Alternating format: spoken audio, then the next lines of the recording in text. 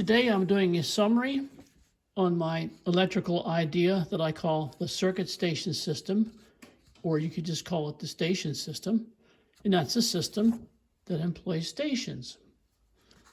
All right, so this idea started a long time ago. Back in around 1990, I worked for a small construction company, and they did quite a bit of electrical work. I worked for a master electrician. I was not an electrician. I was not even an apprentice. I was just called a helper. They called it electrician helper. And practice-wise, I got to do almost everything. Presently, today, I can wire an entire house, but it would take me forever, but I can do it. Theory-wise, that's the part that puzzled me, and that's the part that confused me in my mind. And I wanted to have great understanding. And the only way I could do that, because my brain is small and weird, was to employ different thinking and a different perspective.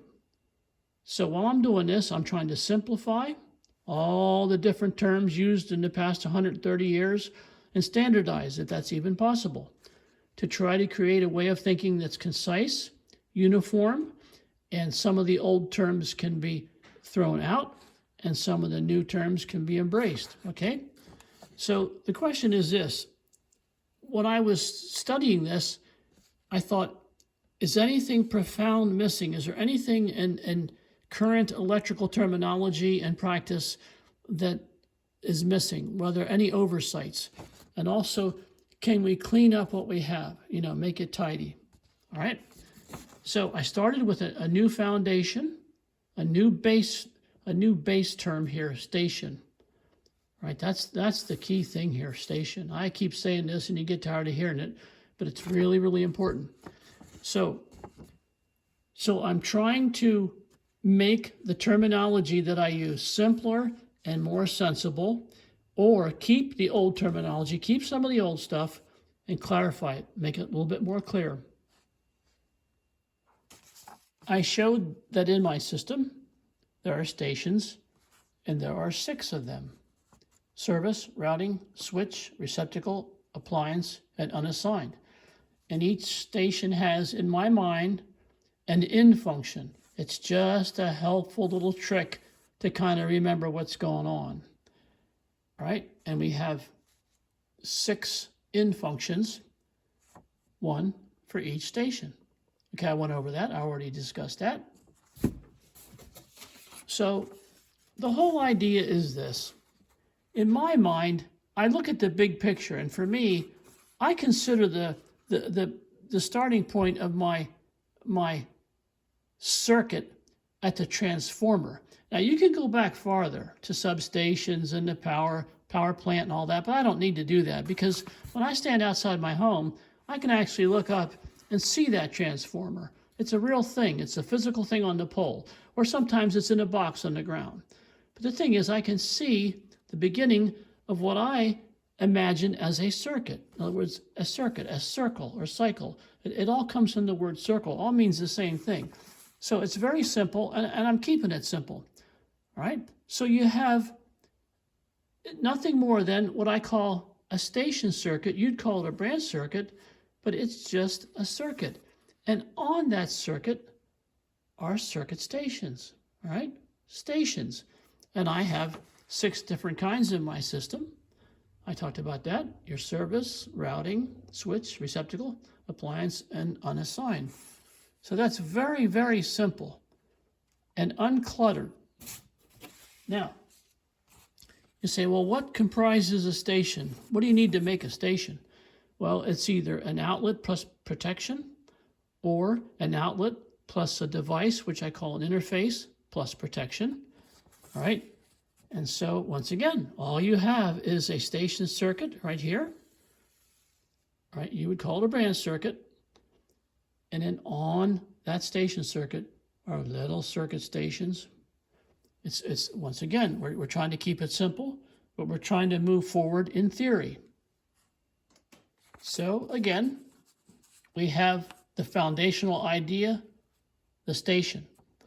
And we developed a circuit station system, or I sometimes just call it a station system. Remember, really, really simple, really, really easy to remember. And That station is made up of an outlet, that's an electrical box or enclosure, and sometimes a device, which I call an interface, and some form of protection, all right? The protection can be resident within the outlet, or it can be remote, away from the outlet, all right? Now, the outlet is generally called an electrical box. Like when you go to Lowe's or Home Depot, they'll call it an electrical box. And the device is a common term, but I'm starting to use the word interface because I'm trying to incorporate some computer terminology, trying to make it make sense, all right? Now, 3 of your stations have an interface. Your service station, all right, or you could call it service entrance station, has an interface, actually has 2. Your switch station has 1, and your receptacle station has 1. It has an interface. I talked about that. And there's stations that don't have an interface, like your routing station, your dedicated appliance station, and your unassigned station. So that takes you in a little bit deeper, but it's still very simple. It's nothing complicated. It's neatly organized and neatly mapped out.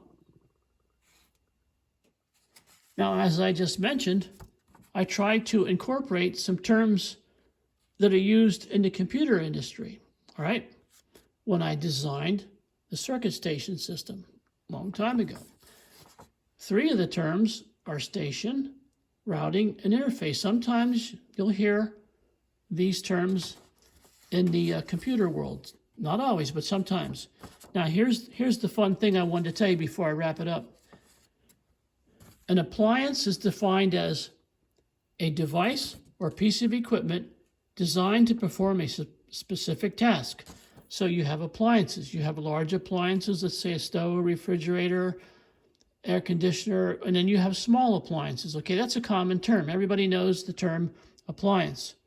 But I was thinking of adding into my system, and I didn't do it yet, but I was thinking of adding the word application as a substitute for appliance, because this is used all over the place in computer terminology, on your computer, your phone, your electronic gaming device, any of that kind of stuff. So application is defined as a program or piece of software designed to fulfill a particular purpose. But you see, if you think about it, I'm going to let this up to you, if anybody actually watches this, as to whether we can change the term appliance to application and further simplify our thinking, further simplify our terminology, and keep it really, really clean. But application would be possibly, I think, a good word to replace appliance, to really further create a concise system. Now, before I ride off into the freezing cold sunset here in central Pennsylvania, I wanted to say something. This is really important to me. Let's say you don't like my new idea, the idea I'm introducing now. It's an old idea, but I'm making it new. Let's say you don't like circuit station system, or what I just call the station system. Let's say you say, oh, that's silly, that's a bunch of crap. Okay, that's fine. You can poo-poo the idea, all right? But please, at least keep this in your mind. This is really important. My names for switches, the old names for switches, single pole, 3-way, 4-way, they must go. They have to be trashed. They have to be shot and killed and squashed and crushed because they're stupid and idiotic. Please, at least from this series of videos, please take this and consider this. That's all I'm asking. This is commonly referred to as a single pole switch. It's an idiotic name. It says off here and it says on there, all right? It's called single pole. I do not call it that because it's still confusing no matter how you look at it. It's a single station switch. It is one switch found at one location, single station switch. One switch at one location only. That's what this switch does. All right?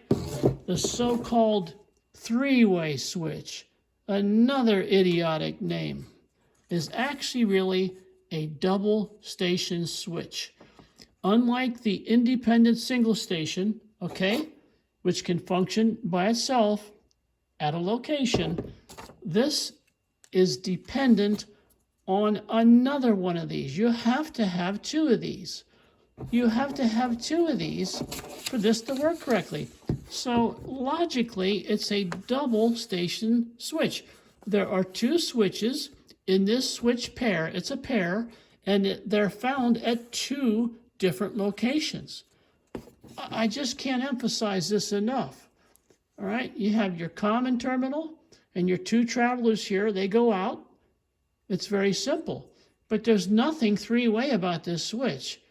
The name is idiotic. How could it survive so long? How can people keep talking like that? And then you have the so-called four-way switch. This is not a four-way. This is a double pole, but it's the same on the back as the four-way. The four-way would have your two travelers this way and two travelers this way, and it would not have the words on and off on there. But I'm just showing you this to show you the back.